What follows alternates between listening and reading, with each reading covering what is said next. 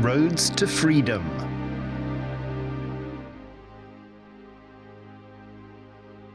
We beseech you, Lord, for a universal war on behalf of the freedom of nations.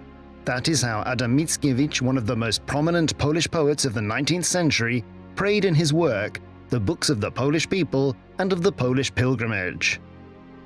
These Polish prayers were heard only after the First World War had ended in 1918.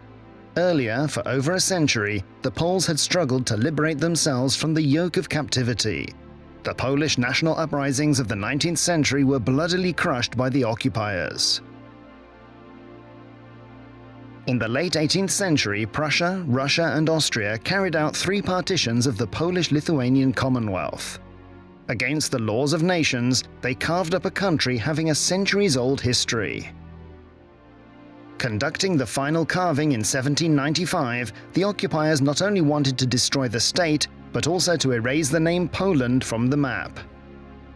And although the Commonwealth ceased to exist as a sovereign state for 123 years, it survived in the hearts of the nation, which had not forgotten about liberty. In 1914, when war broke out across the world, and when people were marched off to shed streams and rivulets of blood, we, the Legion soldiers, opened the way to shedding blood for Poland. We went as a small group of people who were different than others, because the small stream of blood which we could give, we wanted to give to Poland, and not to anything else, wrote Józef Piłsudski in his collected letters. The hope for an independent Poland arose with the outbreak of the First World War in 1914. All the powers that had partitioned Poland took part in the global conflict. Russia was on one side of the conflict, and Austria-Hungary and Germany on the other. These 3 European powers wanted to obtain Polish support, wanted Poles to back their war effort and their armies, although they offered the Poles but vague promises of rebuilding the Polish state. Some Poles believed the nation should stand beside Russia and its allies, Great Britain and France. One of these Poles was Roman Dmowski, a leading national political activist who considered Germany to be Poland's greatest enemy. He believed Russia would win the war and unite all Polish lands, but that Russia would not be able to keep the whole Polish nation under its thumb, and therefore Poland would regain independence. Others believed that it would be more beneficial to stand beside Austria-Hungary. Already before the outbreak of the war, Poles had begun to form riflemen units in the Austrian partition of Poland. One of the creators and commanders of those units was the charismatic activist Józef Piłsudski.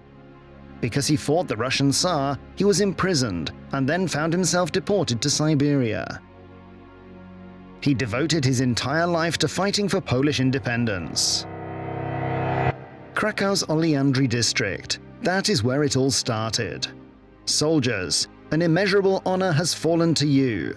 You will be the first to go to the kingdom and cross the border of the Russian partition as the head column of the Polish army fighting for the liberation of our fatherland, said Józef Piłsudski before departure. Once war had broken out, Piłsudski, being the commandant of the United Riflemen's Association, ordered a mobilization. He believed that in the current international situation, a possible opportunity had arisen, whereby an uprising on the lands of the Russian partition could be triggered. On August 6, 1914, the 1st Riflemen's Unit left Krakow. This is how the epic of the Polish legions began, later on expanding to 3 brigades. The legionaries fought against the Russians on the side of the Central Powers. They fought a dozen battles during which they proved their bravery, devotion and determination, fighting on even when the Austrian-Hungarian units were retreating from the battlefield. Despite this, the Austrian authorities and their German allies tabled only general promises about Polish independence. Facing a prolonged war, the German and Austrian-Hungarian monarchs, wishing to win over the Poles, and in particular the Polish soldiers' sympathies, declared on November 5, 1916, a proclamation promising to create a new Polish state from the lands of the Russian partition. The proclamation was too vague, and therefore it did not prompt an influx of Polish volunteers to the central armies. However, it internationalized the Polish question, which earlier had been deemed an internal problem of the occupiers. The Polish legions became inconvenient for the Central Powers. Therefore, they demanded an oath from the legionaries to the comradeship in arms with Germany and Austria-Hungary. The soldiers of the 1st and 3rd Brigade refused to swear that oath. As a result, Józef Piłsudski was arrested and imprisoned in the German fortress in Magdeburg. Many other legionaries who did not agree to swear the oath were also interned. The 2nd Brigade, led by General Józef Haller, remained for longer alongside the Central Powers. But these soldiers also abandoned the Austrian-Hungarian and German side in protest against the policies of the occupiers. They broke through the front and began fighting alongside the Entente. After the 2nd Brigade was defeated, General Haller made it to France, where he took command of the Blue Army, a Polish unit so named because of the colors of the uniforms worn by its soldiers. The army was made up of volunteers from France, the United States, Canada, and Polish war prisoners from the Central Powers armies. After the war had ended, the Blue Army came to Poland and became part of the new Polish army. The Blue soldiers fought for Poland's borders in the east during the Polish-Bolshevik War.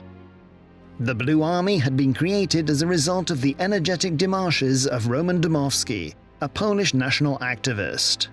After war had broken out, he went to Western Europe in order to persuade the Entente's diplomats about the need to resurrect Poland. The pivotal moment of the Great War was the entrance of the United States of America on the Entente's side. The American President Thomas Woodrow Wilson presented on January 8, 1918, a peace program, his well-known 14 points. One of the points said that an independent Polish state with access to the sea had to be created. Consideration of the Polish question in his speech was a result of the influence of the Pole Ignacy Paderewski on the president. This outstanding pianist, composer, and independence activist gave concerts in the United States and enjoyed extraordinary popularity. His fame and personal charm helped him win over world leaders and promote the Polish question. In what indicates his huge role in the process of rebuilding Poland, he represented Poland at the Versailles Peace Conference and was the second Prime Minister of the reborn Polish state.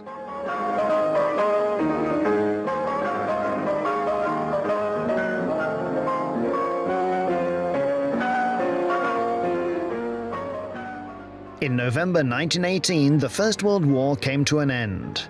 Germany and Austria-Hungary were defeated by the coalition led by France, Great Britain, and the United States.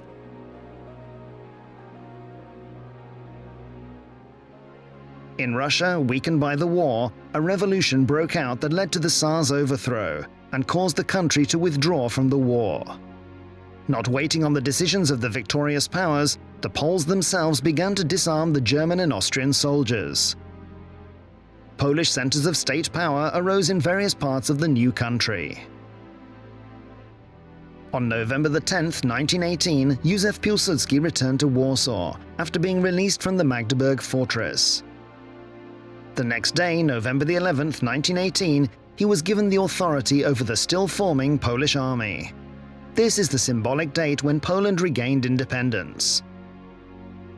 In short order, Piłsudski was entrusted with the title Chief of the State, the highest authority in the country. Other institutions of power were also being created.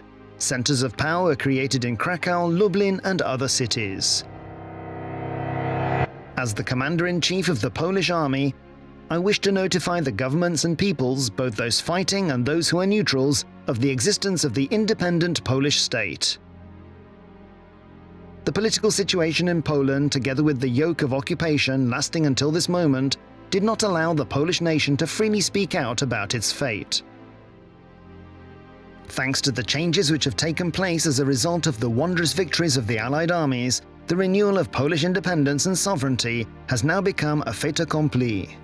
The Polish state arises from the will of the whole nation and rests upon democratic foundations. It is my conviction that the mighty democracies of the West will render assistance and fraternal support to the reborn and independent Republic of Poland. Józef Piłsudski announced to the world the revival of the Free Poland. After years, he wrote, in 1918, in accordance with the Legionnaires' song, "Out of the blue, Poland whole and true." I keenly remember that time. Since then, I count my hardest and heaviest experiences. From that time, I began working for the Polish state, leading it. This wild chaos to which I fell after coming back from Magdeburg, the wild chaos of beliefs, statements, thoughts, the wild chaos of groupings, wild chaos, a puzzle impossible to put together. Those wild disparities were so big, so enormous, that I consider it a miracle of talent that I could lead this state down a certain path, for it seemed to be a sheer impossibility. World War I changed the political map of Europe. Centuries-old empires collapsed, including the three occupiers of Poland. And up from the rubble, national states arose. Poland's borders were established at peace conferences and by wars in which Poles fought against occupiers of their country. The peace treaty, which was signed by the victorious powers with Germany on June 28, 1919 at Versailles, granted most of the Prussian partition to Poland. Wielkopolska, Greater Poland, Pomorze Gdańskie, Gdańsk-Pomerania, however, without Gdańsk itself. The treaty also demanded plebiscites in Warmia and Mazury, East Prussia, and Górny Śląsk, Upper Silesia. The Germans reluctantly gave up parts of their territory, but the approach of Polish society proved to be decisive, as it fought for the liberty of Greater Poland and much of Upper Silesia at gunpoint. The specific nature of Central Europe was that many lands were inhabited by mixed populations. This caused conflicts between the rising states.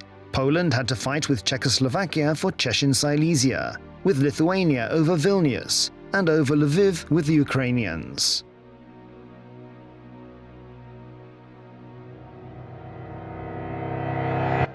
I am a soldier. I love soldiering, and I was the man whose fate let him not perish in the Great World War, when big, giant states imperiled millions of people, billions of money, all the pageantry of modern technology. Fortune smiled on me that I did not perish in that crowd in the name of Poland, and allowed me to raise the poor, tiny house of Polish soldiers upon which I have placed and brandished the Polish flag. Wrote Marshal Piłsudski.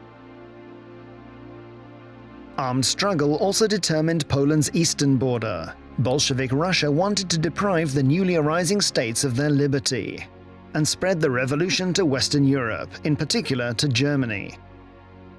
Poland stood in the Bolsheviks' way. The Bolshevik armies pressing west sowed death and destruction. When they stood at the gates of Warsaw, it seemed that the collapse of the Polish Republic was only a matter of time.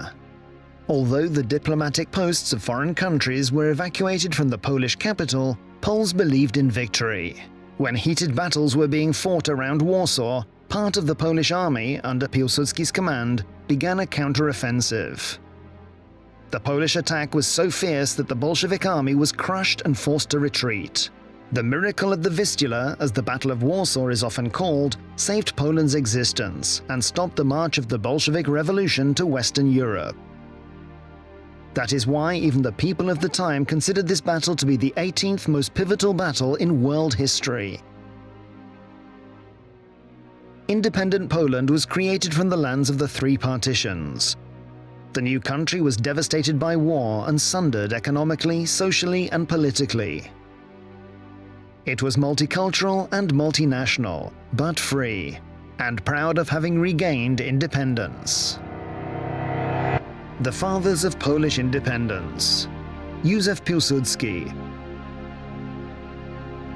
Roman Dmowski, Ignacy Jan Paderewski, Ignacy Daszyński, Wincenty Witos, Józef Haller, Wojciech Korfanty,